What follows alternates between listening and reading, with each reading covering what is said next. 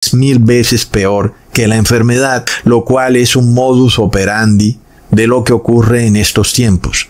Toda solución del gobierno viene a ser 1000 veces peor que el problema. Leamos ahora lo que le ocurre a 4 jóvenes. 4. No 1000, no 50,000, sino 4 jóvenes que estaban esclavos en el imperio babilónico. Leamos en Daniel capítulo 1 versículo 5.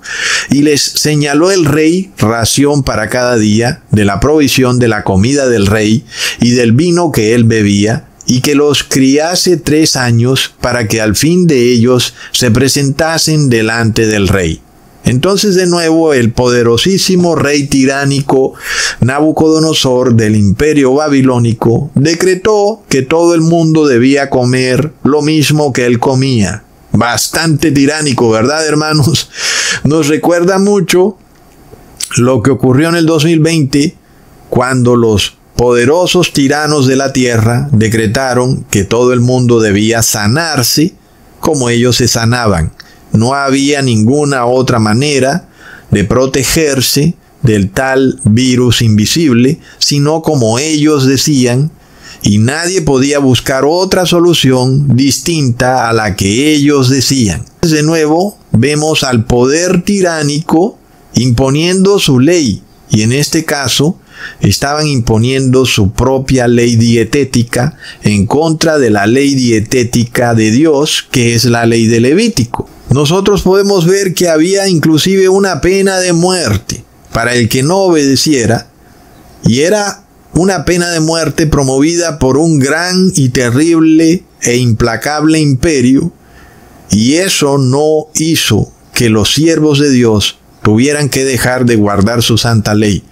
Nadie puede oponerse a la ley de Dios, hermanos. La respuesta de estos 4 jóvenes hebreos fue un rotundo no. No vamos a violar la ley dietética de Levítico, nada más porque al poderoso imperio se le ha dado la gana. Inclusive, aunque haya una pena de muerte. ¿Verdad, hermanos? No se trata aquí de ninguna manera de volverse rebelde en contra del imperio. Pero es que este es un asunto de conciencia, de libertad de culto. Es un asunto de a qué Dios adoras tú. Y finalmente, no puedes adorar a un Dios y adorar al Dios del imperio. Tienes que decidirte. Estamos ante una guerra espiritual. El dragón, que es el Dios del imperio, que se manifiesta de muchas formas, se manifiesta como Cristo solar, como Virgen María, como Trinidad, como Tamus, como los dioses del Olimpo, como Diana, en fin, tú puedes buscar 1001 Dios que se han inventado todos estos imperios tiránicos, pero tú finalmente tienes que obedecer al verdadero Dios, un Dios que no necesita la ayuda de ningún imperio. Y de esa manera sabemos que es el verdadero Dios. Leamos en Daniel capítulo 1 versículo 13 al 15. Compara luego nuestros rostros con los rostros de los muchachos que comen de la ración de la comida del rey, y haz después con tus siervos según veas. Y consintió pues con ellos en esto, y probó con ellos 10 días, y al cabo de 10 días pareció el rostro de ellos mejor y más robusto que el de los otros muchachos que comían de la porción de la comida del rey. Hermanos, Dios da prueba. No es como el Dios del imperio, que no da prueba de nada, sino que se impone por decreto. Pero Dios da prueba de lo que dice, que su ley dietética es mejor que cualquier medicina de la que pueda dar el imperio. Y sin embargo vemos, hermanos, que nosotros fuimos testigos vivientes de eso mismo que le ocurrió a Daniel con sus otros 3 amigos hebreos, y que se pasó un decreto global que buscaba que todo el mundo violara la ley de Levítico. No es de locos, hermanos. Y que esa era la única manera de sanarse de un supuesto virus que nunca fue aislado. Y yo pregunto de nuevo, ¿quién salió victorioso, verdad, hermanos? ¿Acaso tuvo la victoria el gran imperio? ¿O acaso quien salió victorioso fue la ley de Dios? Porque los que contaminaron su ADN con esta quimera inmunda de la vacuna, muchos han muerto. Y los del pueblo de Dios, que no contaminaron su ADN, ni que recibieron la quimera inmunda de la vacuna, ninguno de ellos ha muerto. Absolutamente ninguno de ellos, hermanos. Nosotros podemos hacer un cuestionario bastante simple, inclusive dentro de nosotros mismos, en donde podemos ver que familiares que recibieron la quimera inmunda de la vacuna murieron, lo cual estuvo a la vista de muchos que son testigos vivientes de esto. Así que ¿quién fracasó, verdad, hermanos? Nosotros podemos ver que fracasó el imperio. Leamos en Daniel capítulo 2, versículo 46 al 47. El rey Nabucodonosor se postró sobre su rostro y se humilló delante de Daniel y mandó que le ofreciesen presentes e incienso. El rey habló a Daniel y dijo: ciertamente el Dios vuestro es Dios de dioses y el Señor de los reyes y el que revela los misterios, pues pudiste revelar este misterio. ¿Quién venció al imperio? Fueron 4 jóvenes hebreos que guardaron la ley de Dios. El rey del imperio se arrodilló ante estos 4 jóvenes. Por supuesto, aquí no había idolatría. Aquí lo que había era una señal de parte del rey del imperio de demostrar que quien tenía la razón era el Dios del pueblo hebreo. Hermanos, es tremendo, ¿verdad? El dragón imperial está equivocado con su concepto de que no se puede guardar la ley de Dios, y los líderes globales vendrán a humillarse ante el pueblo de Dios como está profetizado.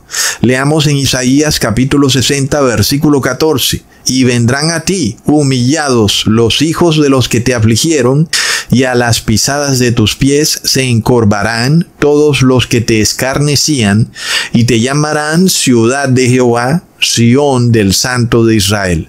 Dejemos entonces que desplieguen su enloquecido sistema de pagos digital, su horrible esclavitud tiránica, y ya veremos quiénes vienen a arrodillarse ante nosotros, ¿verdad?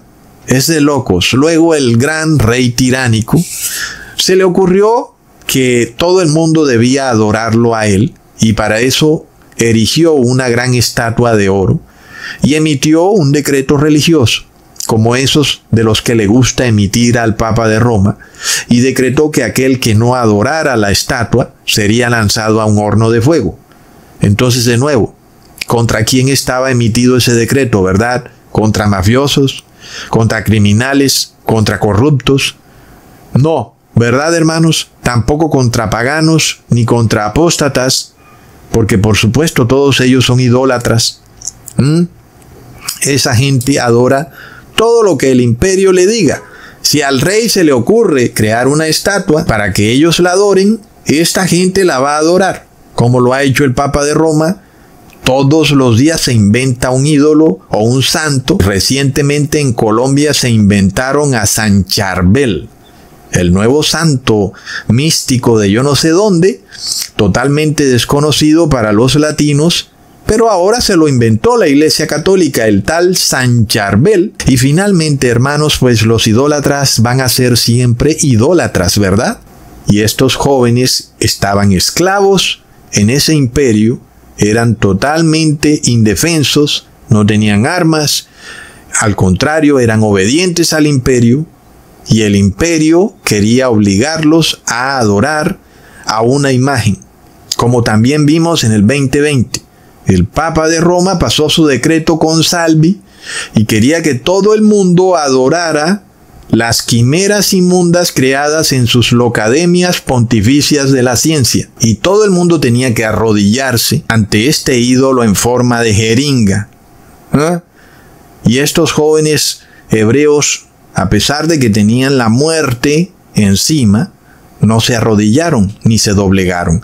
Leamos en Daniel capítulo 3 versículo 28. Entonces Nabucodonosor dijo: bendito sea el Dios de ellos, de Sadrach, Mesach y Abednego, que envió su ángel y libró a sus siervos que confiaron en él y que no cumplieron el edicto del rey y entregaron sus cuerpos antes que servir y adorar a otro Dios que a su Dios. Hasta el rey les dice: menos mal que ustedes no me obedecieron. Así es el dragón, hermanos. Un día dice una cosa, al otro día dice otra.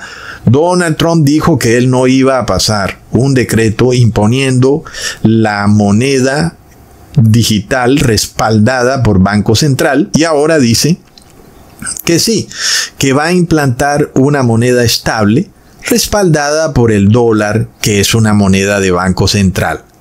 Ay, hermanos, el dragón. En este caso, miremos que el rey Nabucodonosor se había erigido una estatua de oro de él mismo y deseaba que todo el mundo la adorara.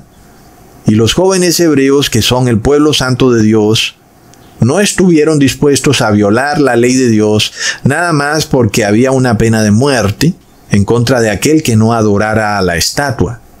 Uno puede nada más imaginarse como mucha gente tal vez le diría a esos jóvenes que Dios no es tan malo como para ponerlos en tal situación y que Dios no les va a exigir que tengan que morir por guardar unos mandamientos, ¿verdad, hermanos? Y que si Dios es así, entonces Dios sería malo. Esto es la blasfemia que uno le puede escuchar a muchas personas hoy en día. Vamos, yo no creo que Dios sea así, que Dios te obligue a perder tu empleo, a perder tus cosas o hasta morir por guardar su ley. Si ese es Dios, Dios tendrá que ser malo. Es una blasfemia, ¿verdad, hermanos? Y aquí, sin embargo, vemos que los jóvenes hebreos sabían muy bien que Dios no toleraría, inclusive bajo pena de muerte, que ellos adoraran esa estatua por no morir. Ellos sabían perfectamente que Dios los condenaría si ellos adoraban esa estatua. Es decir, aquí estaba en juego su salvación y ellos lo entendían perfectamente. Muy distinto a lo que piensan la mayoría de cristianos de hoy en día, que van haciendo una cosa y la otra y piensan que nada pasa. Para estos jóvenes el asunto era bastante serio.